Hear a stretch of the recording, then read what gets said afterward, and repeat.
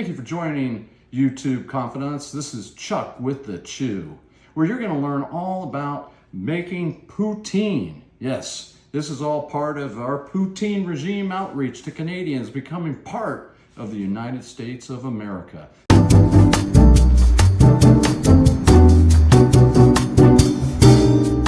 We thought this would be a fitting way to reach out to our Canadian counterparts, fellow Americans to be.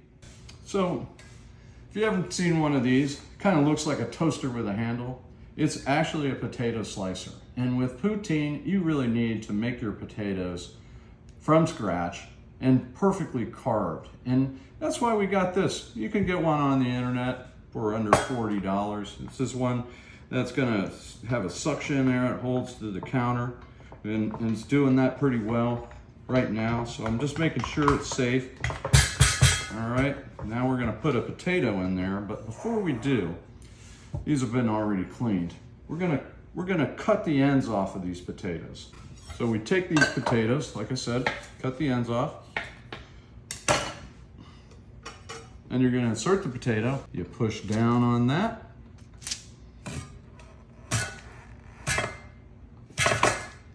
and there you have it, a perfectly sliced potato to make French fries for poutine. Isn't that gorgeous? Let's do one more to show you again how it's done.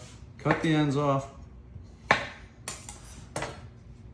it in, get ready to fire away. Be careful not to cut your fingers off. Doesn't even take too much force at all, does it? I'm gonna do a couple more of these and then we'll show you how to do the gravy recipe that is crucial. As you're preparing the poutine gravy, you would like to have your French fries just in a bowl of ice cold water for an hour at the least, and maybe 2 or 3 if you have that kind of time. So just put them in there and add the water. Put that in your fridge or leave it out. You just want to put that aside as you prepare the gravy.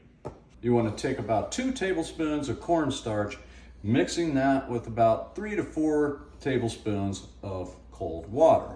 Mix that up and simply set that aside. You're going to heat up about 6 tablespoons of unsalted butter. You're going to melt that. Now that our butter is just about melted, so your next step is you're going to add just about 20 ounces of beef broth. I'm whisking that in, 20 ounces. And this is a 32-ounce container, so you want to have about 12 left over. As you can see, guesswork is okay here, in this kitchen at least. And it should be okay in Canadian kitchens. Then you're going to take about 10 ounces of chicken stock. So you continue to whisk this until it boils. And as you're doing that, you want to add that cornstarch mixture, about half of that, to make sure you have the proper consistency. That's to help thicken your poutine. You can see our gravy is thickening up American style. A beautiful thickness. That's what you want. Silky. Beautiful.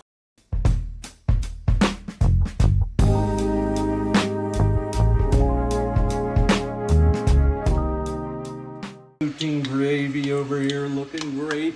Thickening the way it should. Now this is the key thing. If you don't have the experience in dumping a bunch of fried potatoes into a fryer or a hot fryer, you don't want to do this haphazardly. I have a way with doing this where I hopefully don't burn myself. Now you want to stand back as you do it. Oh, look at it splashing everywhere. Everybody will say on the internet, don't do that, Chuck, don't do that. And I'm putting some more in there. Here we go.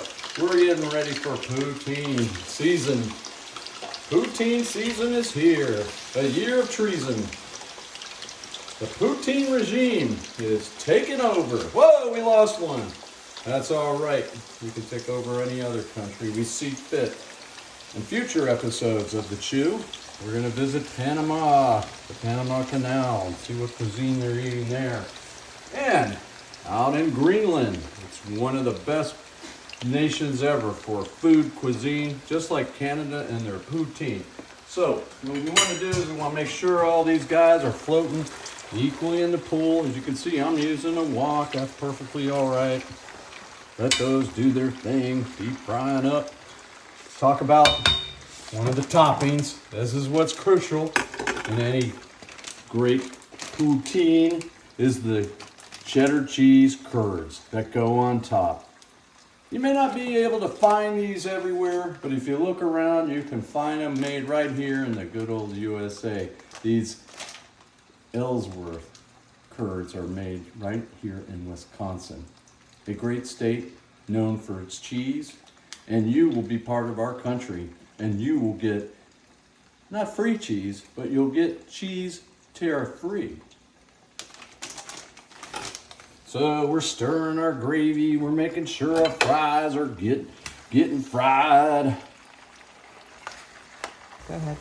So you want to transfer your potatoes one spoonful at a time. Let that oil drip out of that as much as possible, and get those on a paper towel where you can let that grease soak in and not into your arteries.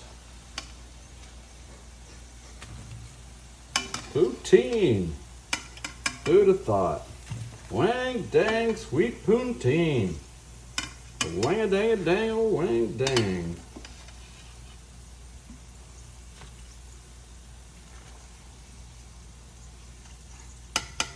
All right, we're gonna just shake these potatoes, the rest of that oil off of them. Crunchy style. Gonna just pour them onto a plate like so. Almost all of them there. The poutine show. This poutine ain't routine. As we now get ready to pour on our gravy. Are you ready for this, America? Come, America. Oh, look at that. Look at that. Now what? It is time for the cheese curds. Let's put that on there. Do a little more. That gravy right there. And that's what I'm talking about. Authentic American poutine. Nothing routine in this regime. I want to thank you all for joining me on this special edition of The Chew, where we'll be looking at all of the interesting cuisines out there and the opportunities for conquest of every type of meal and ingredient. We're going to make them all right here in the good old USA. Come aboard, Canadians. This is your opportunity. Let's just top that off a little American style.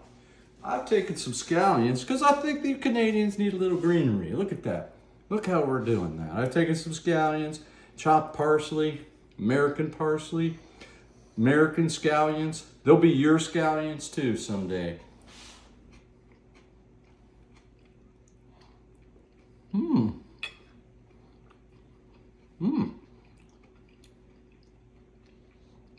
I'm speechless.